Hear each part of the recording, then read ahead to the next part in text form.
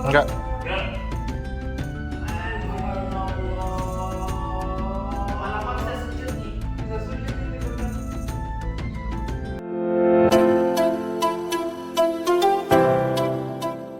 Ikong and Risa Adventure. Kita ketemu lagi di part 2. Kalau tadi di part 1 saya menceritakan tentang pengalaman masa kelam dan perjuanganku untuk memulihkan mental, maka di part 2 ini aku akan menceritakan latihan-latihan yang kulakukan dan juga perjuanganku untuk kembali ke kehidupan normal sesuai dengan kemampuanku saat ini. Halo, sekarang aku ingin membahas tentang latihan. Jadi hampir selama 2,5 tahun ini aku latihan itu hampir tiap hari. Jadi ada beberapa kelompok yaitu yang menggunakan alat bantu mesin. Ini terutama saya lakukan pada awal-awal di mana kelembuan saya masih sangat parah. Bersepeda. Habis nakuk bantu injek gitu.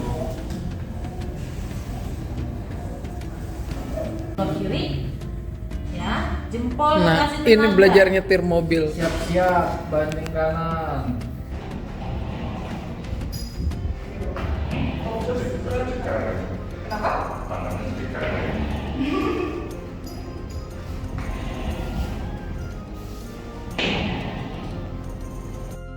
Kemudian saya juga ada fisioterapi. Fisioterapi sendiri ada beberapa macam. Yang pertama, fisioterapi itu sendiri yang tujuannya untuk melatih gerakan, kemudian memperkuat otot, keseimbangan, dan mobilitas. Itu induknya dari fisioterapi. Ini saya sedang berlatih berjalan dengan fisioterapis Mas Alfran. Ini saya waktu itu masih di Dukun Senior Living.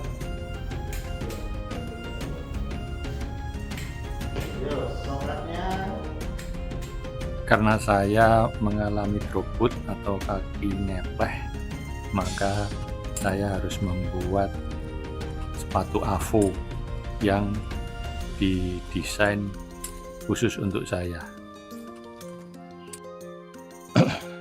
Hari ini aku sudah mampu berjalan 1 kilometer dalam waktu 1,5 jam. Alhamdulillah, walaupun kondisiku masih seperti ini, tanganku masih sangat spastis, jari-jariku yang kiri juga belum bisa. Terus ternyata sisi kananku sarafnya lebih tidak peka. Tapi alhamdulillah kondisiku sudah seperti ini. Aku ingin melupakan hari-hari kemarin supaya tidak sedih dan tidak akan berpikir untuk hari esok supaya tidak takut. Ini saya sedang berlatih fisioterapi untuk memperkuat core. Ini dengan fisioterapisnya Mbak Dini. Wah, ini latihannya keras.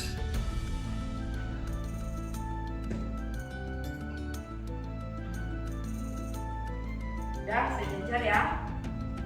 Ini di video loh, ini harus memberikan yang terbaik. Yuk. Udah belum videonya? Dari tadi. Oh, dari tadi. Ketawa rasanya. Wah, itu namanya downward facing dog. Yuk, pantatnya naik. Mantap. Angkat ke kaki ya, Mas. Enggak.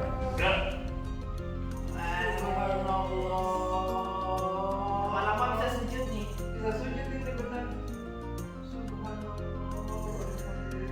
Turunnya hati-hati, jangan sampai jatuh. Jangan sampai nyungsep. Iya nih. Oh, Oh, that is so nice.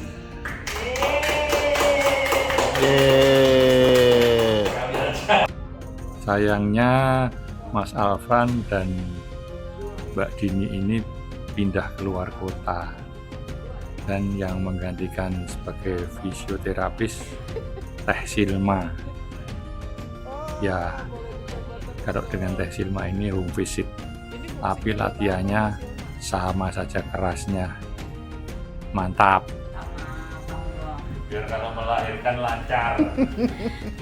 Ternyata Teh Silma ini juga bisa melakukan dry needle untuk melemaskan otot dengan cara tusukan jarum ke otot. Ya, ini it works. Ototku jadi lemes.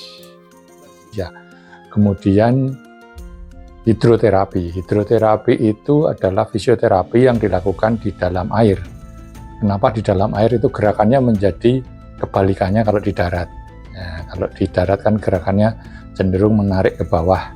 Kalau di air itu ada gaya angkat. Ya, jadi kita berlatih kebalikan dari yang ada di darat. Pada awalnya saya melakukan latihan hidroterapi ini dengan Mas Alfran. Tapi setelah dia pindah, maka hidroterapi ini dilanjutkan oleh Teh Silma. Ya, ini melelahkan hidroterapi itu. Banyak progres. Kadang-kadang saya juga melakukan latihan sendiri di kolam renang dekat rumah. Lumayan buat melemaskan otot. Dan ada juga yang kita sebut sebagai okupasi terapi. Itu lebih menekankan untuk latihan yang supaya kita bisa mandiri. Jadi melatih kemandirian supaya kita bisa mengancing baju sendiri, bisa melakukan kegiatan-kegiatan sehari-hari secara mandiri. Ya, itu lebih banyak fokusnya ke tangan ya, karena tangan itu gerakannya sangat kompleks dan saraf ototnya sangat banyak. Saya melakukan okupasi terapi ini dengan Mas Alfiansyah. Ya, ini sebetulnya sudah lama. Sejak saya kecelakaan yang pertama, Mas Alfian ini sudah melatih saya. Tetapi setelah operasi base cervical, yang hasil latihan yang dulu berantakan semua, mulai dari nol lagi. Ya, harus tetap tabah. Ya, ini obat kangen banget sama gitarku. Tapi sayang baru 1 jari yang bisa mencet. Gak apa-apa.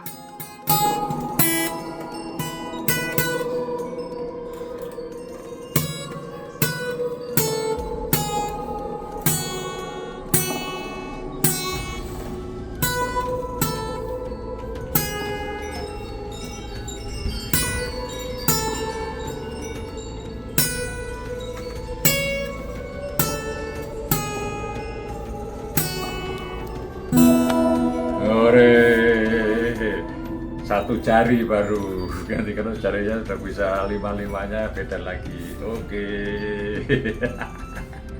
Kemudian ada terapi bobat. Nah, ini terapi bobat ini lebih menekankan untuk pasien yang mengalami gangguan saraf pusat. Itu dia akan memperbaiki gerakan, mengurangi gerakan-gerakan yang tidak perlu yang terjadi karena saraf yang terganggu tadi. Jadi gerakannya itu tadi tidak efisien. Mestinya tangan saya ini juga yang sebelah kiri ini masih sangat tidak efisien gerakannya karena kekuatan ototnya juga nggak berimbang. Dan obat ini juga memperbaiki postur tubuh karena kerusakan pada saraf pusat itu menyebabkan ototnya bukan berubah-ubah posisi tarikannya ya. Jadi obat ini juga akan menyetel tegangan otot, tonusnya dari otot juga bisa disetel. Ini melalui latihan yang diberikan dan juga melalui semacam pijatan-pijatan begitu. Saya melakukan terapi bobat ini dalam 7 bulan terakhir ini, karena memang yang mendalami terapi pubat ini sangat langka di Indonesia ini, dan saya bisa mendapat terapi dari Mas Oki Pramsitsurya. Ya, ini salah satu yang mendalami pubat ini di Indonesia. Alhamdulillah, semoga ini juga makin mempercepat kepulihan saya. Bismillah. Kemudian saya juga di rumah, itu peralatannya saya usahakan bisa lengkap sehingga saya bisa latihan mandiri juga di rumah. Banyak PR-nya dari terapis-terapis saya itu. Beginilah suasana rumah saya yang sudah mirip dengan klinik fisioterapi. Karena di sini ada treadmill, ada sepeda statis, dan itu di depan sana ada yang untuk latihan tangan.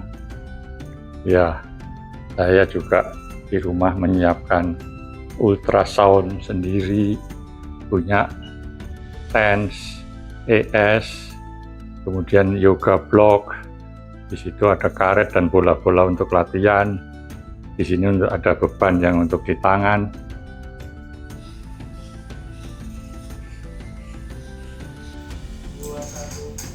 Ini namanya Mas Ikong latihan melangkahkan kaki. Jadi kalau melangkah nggak boleh nginjek spidol. Halo, ini saya sedang terapi elektromagnetik dengan alat yang dinamain OliLife. Ini dilakukan 2 kali sehari selama setengah jam dan dalam keadaan perut kosong. Ini sudah hampir setengah jam. Biasanya langsung kita berkeringat. Ini tujuannya untuk merangsang saraf. Ya, saya kira ini juga sangat membantu. Oke nih, sekarang si Mas Ikong ada perawatan baru melalui sinar tera. Nah, jadi ini seluruh tubuh dikasih sinar tera, terapisnya namanya Egi, untuk biar sel-sel di seluruh tubuhnya hidup kembali. Bila tidak ada terapis, maka saya di rumah melakukan latihan sendiri untuk ya PR lah. Jadi saya selalu berlatih sendiri juga. Bahkan untuk naik turun mobil pun saya juga perlu pelatihan. Ini dengan Mas Alfran. Stop, tahan di sini. Nah, kan ojo merosot. Malah. Nah, oke, kakimu tok sing geser.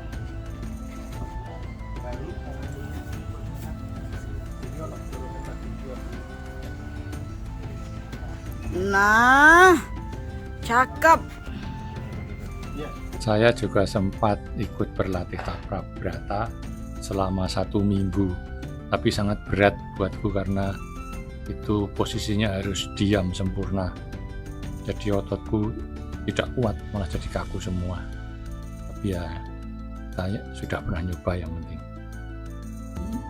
4, get rid of the bad energy. 1, 2, 3, get rid of sickness. 5. Halo, jalan pagi lagi. Ini tangannya dimasukin ke kantong, bukan buat gaya-gaya, tapi buat biar nggak naik begini, jelek kalau jalan. Kalau dikasih pemberat dia malah bereaksi, maka nasihatnya dari fisioterapis, masukin ke kantong. Oke, pagi ini indah sekali ya. Oh, matahari di belakang. Oke, jalan pagi lagi. Pada bulan November 2025, saya sempat melakukan pengobatan stem cell dengan metode autologus, yaitu sumsum diambil dari lutut saya, dimurnikan, kemudian disuntikkan ke tulang belakang. Semoga ini juga menambah cepatnya pemulihan saya. Assalamualaikum, selamat pagi. Hari ini tanggal 16 Mei 2025.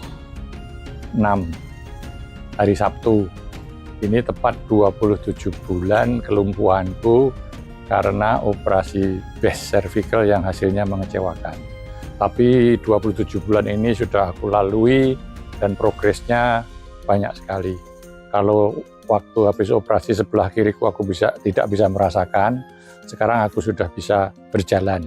Walaupun belum imbang karena kekuatan otot kiri dan kananku masih jauh berbeda. Kaki sudah mulai menguat, hanya masih ngepleh atau drop foot. Untuk tangan juga sudah menguat, masih spastisnya masih, dan sudah bisa pegang barang-barang dan ngangkat, cuma jarinya saja yang masih sulit digerakkan karena spastis. Ya, yang masih menyisakan banyak yaitu baal dan kebas, itu hampir di seluruh tubuh. Kalaupun digigitin nyamuk, bentol-bentol aku juga nggak merasakan.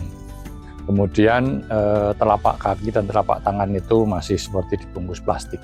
Yaitu mudah-mudahan bisa segera pulih seiring dengan kekuatan ototnya.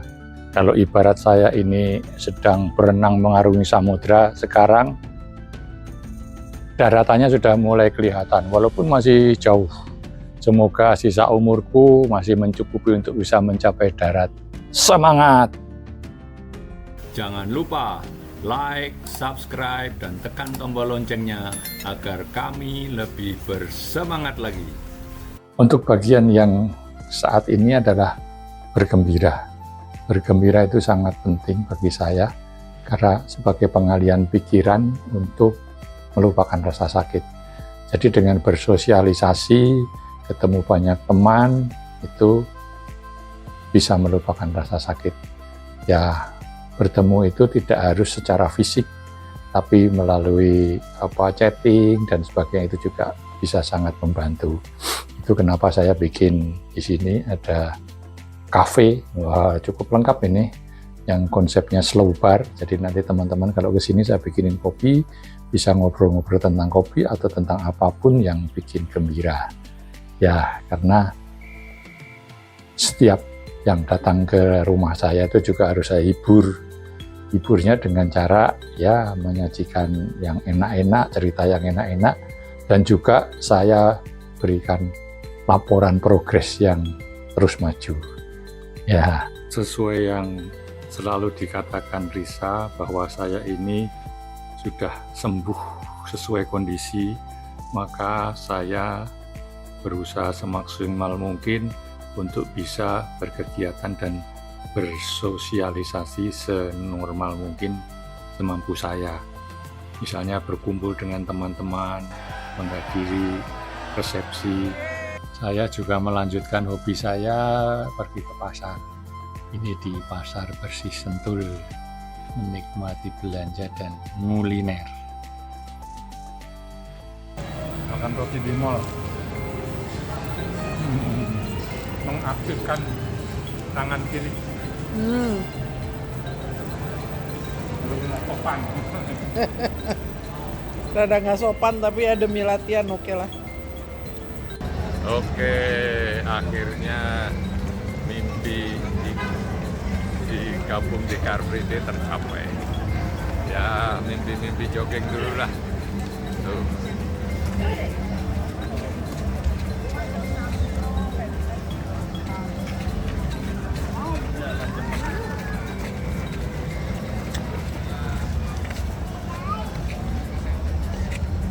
Semangat Pak Ikong. Saya bertiga dengan Risa dan Rifki juga pernah nekat ikut Bogor Kaleran 5 kilo. Kebetulan rutenya lewat dekat rumah. Dan nekatnya lagi aku pakai kursi roda didorong sama Rifki. Ya saking kangennya ikut race, nggak apa-apa, buat tombol kangen, oke? Assalamualaikum Papa Mama. Ini lihat tuh menantunya udah bisa jalan ke makam. Nih nengokin, doain Papa Mama di hari kedua Idul Fitri ini. Nah terus juga itu di sini ada Yanti. Ditengokin loh Papa Mama sama Yanti. Nah, untuk sholat Jumat saya digonceng motor saja supaya parkirnya bisa dekat dengan tangga masjid. Kalau pakai mobil kan harus jalan jauh. Itulah, apapun harus bisa dilakukan asal punya niat. Pagi ini aku bikin double shot espresso sanger.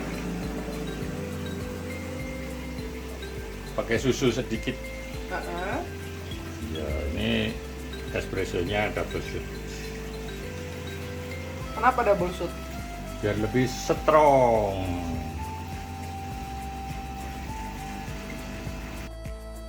Untuk melatih tangan agar lebih fungsional, saya juga coba memasak. Ya, yang sederhana dulu, goreng telur, nasi goreng, mie goreng, begitulah. Enak nggak enak, bikinan sendiri pasti paling enak.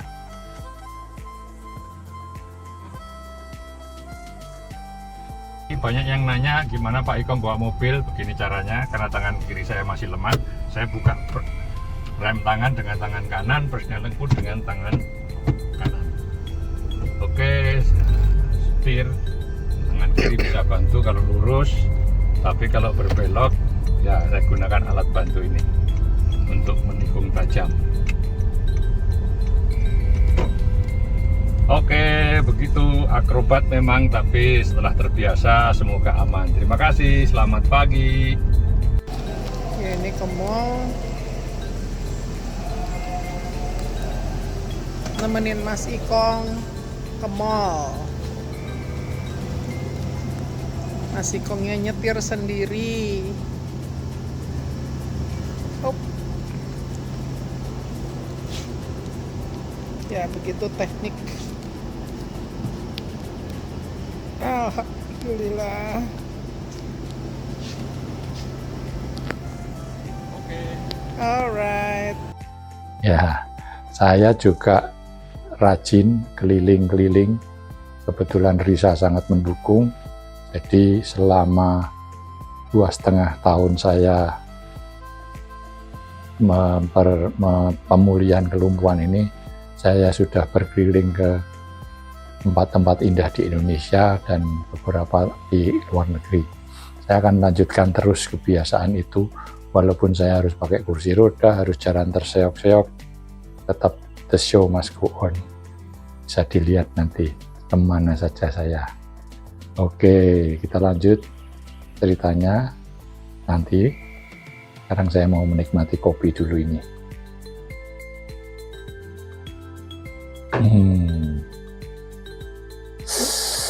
Seruputkan kopi itu memang luar biasa, bikin piar dan gembira.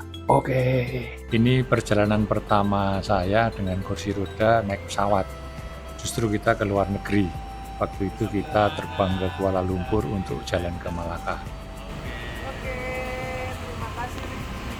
Dadah. Ini udah praktek jalan keseimbangan. Udah oke. Thank you advice-nya. Raja sama ratu gandeng-gandeng. Bisa. Gandeng-gandeng. Rajanya raja. Rajanya dalam proses Ya. recovery. Oke, ini aku jalan-jalan sore di Stremsi Charlovski. Wah, susah banget namanya. Aduh, ini kota zaman dulu kala banget. Salam dari Borneo. Yeay. Oke, kita sekarang ada di gang paling ikonik Takayama. Takayama. Terus ini pokoknya isunya nih dulu nih orang Jepang nih tinggalnya ya di perkampungan kayak gini nih, rumahnya kecil. Asli yang sudah dimodernisir dikit-dikit. Iya nih. Indah loh. Sungainya namanya sungai apa ini? Adete.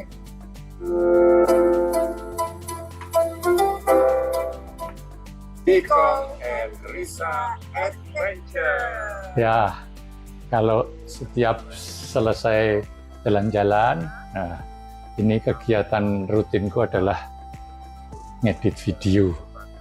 Nah, itu salah satu kegiatan yang membuat otakku tetap bekerja supaya tidak demensia.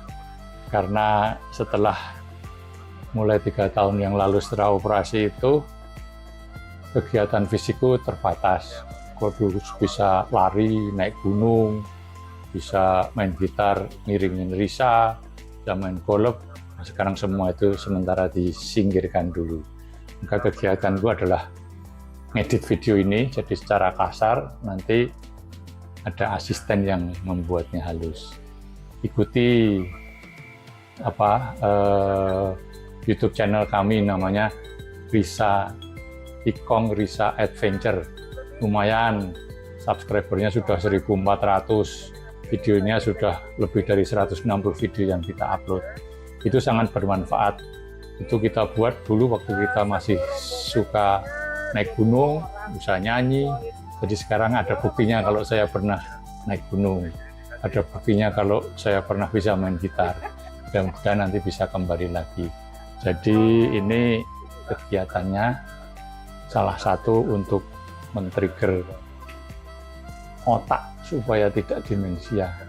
Oke, kita nikmati saja YouTube channel kita ya, Ikong Risa Adventure. Oke, saya lanjutkan ngedit lagi. Pada bagian yang terakhir ini, saya akan memberikan pembelajaran dari apa yang saya alami. Yang pertama, kita harus punya tonggak yang kuat yang bisa kita pegang. Beruntung saya ada Risa yang bisa berpikir jernih dan positif dalam situasi yang panik dan saya terombang-ambing.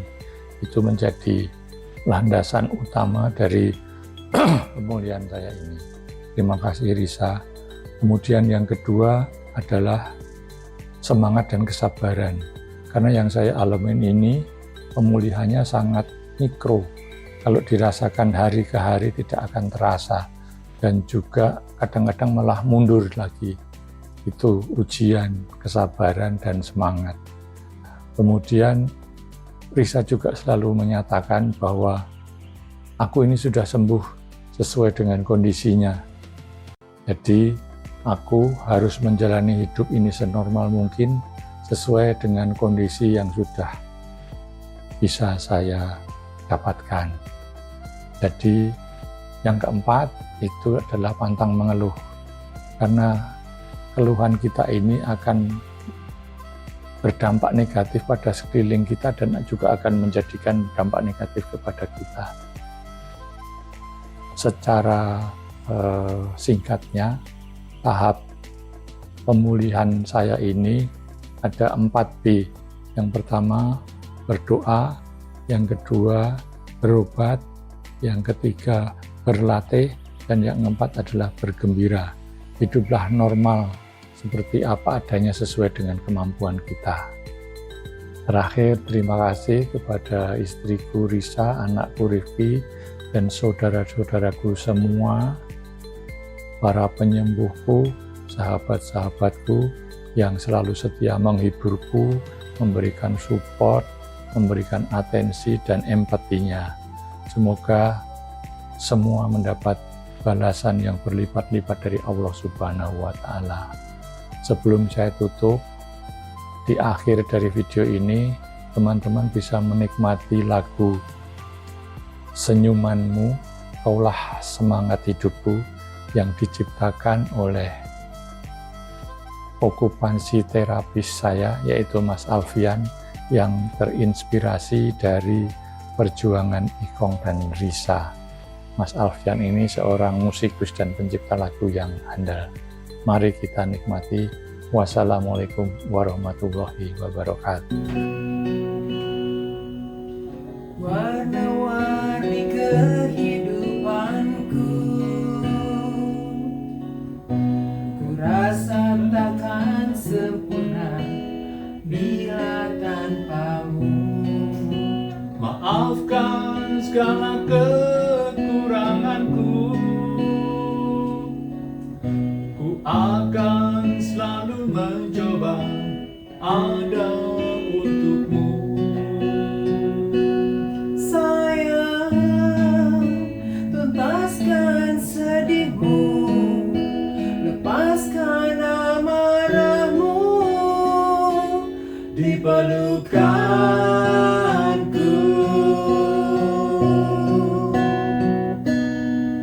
senyumanmu yang ku mau, yang membuat duniaku menjadi indah. Takkan ada apapun itu yang menggantikanmu, Karena kaulah semangat hidupku. gelap dan terang, susah dan senang, kita jalani bersama.